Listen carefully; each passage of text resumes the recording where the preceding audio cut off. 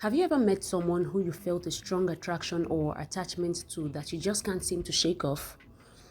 When it comes to love, have you ever just felt unlucky? Like you have all this love bursting in your heart to give, but the men you encounter may seem somewhat interested at first, then run off in the opposite direction after a while. Have you ever met a guy and from just one glance, one conversation, one thing he did, you find that he begins to live rent-free in your head? Then you follow up this impression of this guy with your own fantasies of how much of a fantastic partner he would make, what your story would be like. Have you ever fallen hard for a guy in a short time? Have you ever had all your hopes dashed because a relationship simply didn't turn out how you expected? Hey guys, it's Julie here.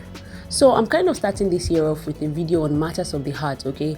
I want to be able to explore topics I feel strongly about and not just here. So if you're with me on this ride, I am more than happy to have you here. There has been a great shift. It's been building over time, but it's at an all-time high now. It's at its boiling point. And what is happening is terrifying. It frightens me. It sends shivers down my spine. Do you want to know what that is? Plenty of women are weak in the knees. Many cannot for the life of them get up on their feet and stand up. Y'all be weak in the knees. Stand up! Stand up! They call it being a lover girl, but it's gotten increasingly delusional and scary that roles are being reversed and a lot of women have taken on the roles of doing the pining, the chasing, the courting and the wooing of men. If you did nothing, this man will give you nothing. And what do? You give him everything. He takes what you're offering, he uses it up, and then he runs, and you follow in hot pursuit. All a man has to do is exist, and there is a woman who is down bad and wanting to give him the world. But let's not get ahead of ourselves. This is a safe space, for the most part. We're going to talk about our issues and our traumas in this video and what we can do to curb it. We've all done the most at some point. We've all made decisions that do not favor us, especially when it comes to love and matters of the heart. And we will be breaking down some of those behaviors in this video. Let's talk about the fantasy man. Who is he? You may have had one at some point, you may still do, and hey, you just thought of him now. So let's break it down. A fantasy man is, well, an ordinary man to most people, but to you, he is God's masterpiece. He is the perfect gentleman, the sovereign ruler of your dreams and imagination, the most perfect man in the world who has the ability to make you the happiest woman in the world, who can turn you on or off like a light switch, and whom your mind state depends on. He can make your day simply by saying a kind word to you in passing, looking in your direction, smiling at you. Well, the woman behind you, but you thought it was you, so that made you happy. Giving you a compliment, viewing your Snapchat. He's this amazing hero in your story with whom you are in awe of and you can't help but center in your life. And then there is the dream man. What separates the fantasy man from the dream man? Or like I like to call him, fantasy monster. When it comes to love, women have an idea of a dream man. Okay. Before I go on, disclaimer. There will be a lot of generalizing in this video. I may say women or men, and I admit not every single woman or man in the world will fit in the criteria or exhibit the traits I speak of when making this point. But when I use these generalizing terms, I mean most women, a lot of men, women on an average. You get it? I know there are always exceptions, but they do not negate the rule, okay?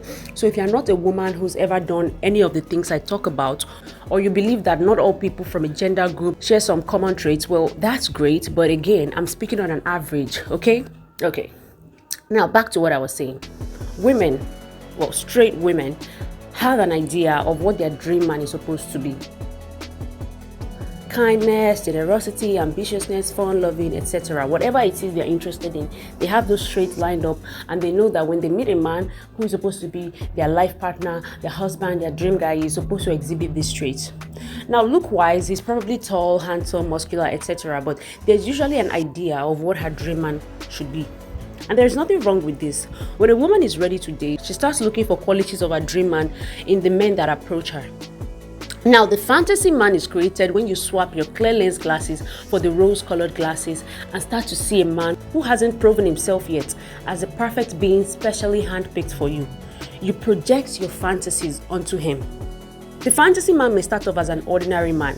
It may start off innocuous and harmless, and over time, usually a very short time, it builds up to this 10-foot tall monster that you're unable to escape, looming and towering over you and casting a shadow over your life. Many of the things I will talk about in this video are not necessarily things that have been proven by science. Maybe they have, I don't know. I didn't go out of my way to research that before making this video. These are rather things I've observed and things I have seen happen over and over and over again in the people around me, in myself, in art. Because at the end of the day, art mirrors life. So again, what separates the fantasy man from the dream man? The fantasy man may start off as an ordinary crush, something to pass time with, but it may grow into something that has such a fundamental grip on your mood, your day, your mental well-being, your life. The pining, yearning, hunger, and need for this man's validation and recognition is what transforms him into a fantasy man, which is the man this video is about. The man who is not good for you. The reason you are always hurt and anxious. The man you should avoid. I'll tell you why I call him the fantasy monster and what makes him different from the dream man. I'll also tell you why more women tend to have a fantasy monster in comparison to men, and why men don't seem to care. The reason women get hurt in relationships. So buckle up. I want to show you guys this short funny clip I found on Instagram the other day that kind of shows the early stages of what we will get to learn as creating the fantasy monster. Where am I gonna find the one? Oh, hold the elevator quick. Oh, hello, Mr. Mountain Man. He's the one. Okay, no wedding ring, and Scruffus says, I don't have a girlfriend. Perfect, we're alone. Now I can project my fantasies on a total stranger. Oh, I could see us having a coffee date that turns into a mountain weekend getaway. I am going to climb the biggest rock in the world. Where he teaches me how to build a fire and I teach him how to style his jeans. These hands have no limits. And then we realize that my city girl aesthetic and his mountain man heart are just too different. And then I give everything up to move to the mountains so he can do carpentry and I can paint topless. Who's that? Another one. The plot thickens. Looks like someone has some competition. The misunderstood tech guy who made his millions but has yet to find his true purpose until me. The Roman Empire. Who do I choose? Mountains or money? Mountains or money? If there's a rock, I'll climb it. I don't care where it's from, how deep, how far, in space. I'll climb a space rock. Oh my god, I'm gonna climb a space rock. I can't choose, so they fight over me. And on the day that I accept my Oscar, Boobies. as they both fight for my heart and beg for my hand in marriage, I choose me. Wait, are neither of you coming after me? It's very light-hearted and funny, but does it seem familiar? Have you ever sought refuge in projecting your fantasies on a stranger and then getting sucked in by your own creation? It can be a co-worker, a man you see about once a week on your way to work, a man you follow on Instagram, a man you once went on a date with, a neighbor, but one day he begins to fill up most of your thoughts and dreams. Your thoughts are harming you. Can thoughts harm you? Yes, they can. Thoughts can be in passing, flimsy, light. They can be affirming, happy, accurate, or all-consuming and scorching and make you the worst version of yourself. I know the theme of last year was to romanticize everything and be Delulu, but when it comes to getting another whole human being, another whole-ass adult with their own autonomy to date you, Delulu is definitely not the Solulu. Don't get a restraining order and look like a Fululu. Now let's talk about the root of the problem. Women are the biggest consumers of romance books, and some may say it's a natural instinct in us to fantasize, to find safety in our vivid, rainbow-painted imaginations, where men are noble and are dying to romance us. Some may say it's conditioning and the type of toys we played with as kids, example, Barbie and Ken. The kind of media we were exposed to, example, Disney movies with the gallant prince and the happily ever afters, and then growing up to finding comfort in the pages of romance books. Me personally, I think it's both. For most girls, our default setting is seeking safety in commitment from a man that is noble and great. The first man we look upon for that is our fathers, and how that relationship goes can make or shake how our other relationships with romantic interests can go. Except you heal the wounds of your inner child, it will be hard to find stability or want that. Yes, there are people who actually actively go out of their way to stick on stable relationships so it can mirror that which they had with their fathers. We operate from a place of seeking a quote-unquote hero, a knight in shining armor, I think for women, our escape into fantasy land is kind of a coping mechanism for the global misogyny we grew up being exposed to. We might see on the news that men have unalived women, or see the way some adult men treat their wives and other women in their lives, or experience our first heartbreak and find solace in retreating to a world where the men are noble, strong, and heroic. Now, people may argue that it's conditioning because of the earlier things I mentioned, like toys, media, books, etc.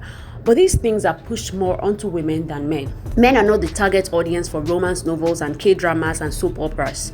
Women are, because demand fuels supply. I guess it's the kind of question where it's like, was it the egg before the chicken or the chicken before the egg? The crux of the issue becomes, are women romantic by nature or by nurture? I personally think first there was nature and then there was nurture. As reductive, or some may say sexist as it sounds, I would dare to say that women value more emotional connection naturally, and men on the other hand would do anything to get a more physical connection, aka CX, from women before doing anything else. Your environment, experiences, and choices can then play into how you do life despite these natural urges you have. When you meet a man and you build him up to be something he's not, you're harming yourself. I want you to see it as an unsafe activity. Code red. I repeat, code red. It's not romantic. It's not being the Lulu. It's you being a fululu. Now, this stems from places such as unhealed childhood traumas, low self-esteem, desperation, naivety, or just plain boredom. But most times, it's not good for you. It's so easy to fall into what is called limerence, depending on how unhealed you are. And many of us are quite unhealed because the world is so imperfect and we have a lot of wounds. Let's talk about limerence and why you should do all within your power to not fall into it, or if you're currently in that state, start actively seeking ways to snap out of it. Limerence can be described as a crush, simply put, but it's more intense, more harmful. It's an overwhelming longing for someone who does not reciprocate. A crush may be more benevolent, but limerence is not. Limerence is the killer of productivity, of good judgment, of willpower. You have to fight it. I know this goes against what Disney movies preach, what K-drama has shown us, or what those romance novels promise us, but you have to selfishly protect your head from the invader that is the fantasy monster. Limerence is born out of insecure attachment style, and while both men and women can have this, I think women are more likely to be anxiously attached, while men are more likely to be avoidant, aka those won't fall in love, they don't like you. Let me tell you a short story an old coursemate told me once. So this girl met a handsome man at the mall. She was out shopping and she walked over to the counter to pay for her goods, and her eyes briefly locked with this guy who was also going to pay for his. He smiled at her and asked her to go first, and that was all it took. It was just an ordinary day. She met a stranger who smiled at her and she immediately began to imagine the future with him. You know, it was cute. It seemed harmless. She went home, she fell on her bed smiling and told her friends about the mysterious stranger, and by the time she had finished embellishing that brief interaction, it was like a whole novella. That was the beginning of her obsession. She began to stalk the mall, hoping she would run into him again. She said she had all these vivid imaginations of them going on dates together, how their conversations would go, what his voice sounded like, what they looked like together. This was a man she had only met once and never spoke to, but she thought it was just a crush. Now, nobody has more advanced detective skills than a woman looking for a man she wants. We all know this. So she somehow managed to find the Instagram of a stranger with whom she had nothing to go off on. Imagine the hours and days she spent thinking of him, the energy she put into finding his social media. Do you see how a quote-unquote harmless fantasy can become all-consuming in such an unnaturally short time? They were having a chat one day and she brought up the mall interaction, and he shocked her by saying that he didn't remember seeing her before at a mall.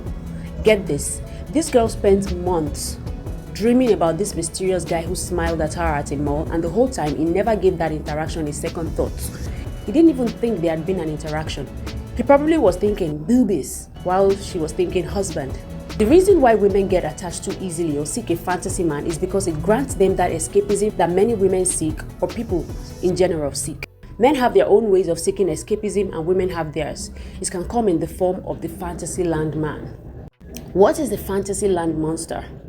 The fantasy monster is the guy whom you've convinced yourself is the best and only guy for you. He's not the guy whose principles and values align with yours. He's the guy whom you barely have much to go on, but somehow you are trying to make him the guy for you.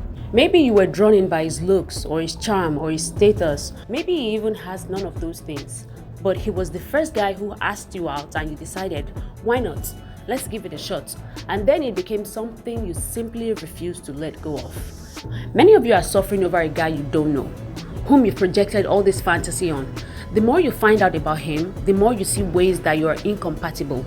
He's even unapologetic about not being the guy you wanted to be with. Now you're in a panic state because he's nothing like you've spent all that time imagining he would be. You have this idea of your dream guy and the guy in front of you is clearly not that, but somehow you think it's your responsibility to turn the frog into a prince. The reason limerence takes hold of many women is because they always seek to escape into the la-la land. You go out with a guy and if the days goes well, you go to bed thinking about the smallest interactions, the smallest moments and imagining what the next time would be like. You may even go further and imagine what meeting his family would be like. And this is a guy who is still virtually a stranger. The more time you spend thinking about someone, the more energy you send their way. It's like you're spending time with them even when they're not there.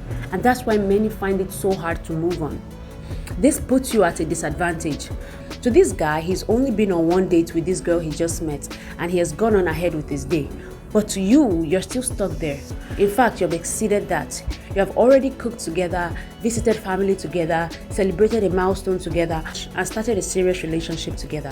It's not a flex to fall in love quickly. The fall in love is in quotes because it's not really love, is it? That's the delusion demon. The fantasy monster grows with every thought you send his way. It's the fantasy monster because those thoughts are not grounded in reality. Many women prefer living in the la-la land than in the real world when it comes to men, and that's why they get hurt.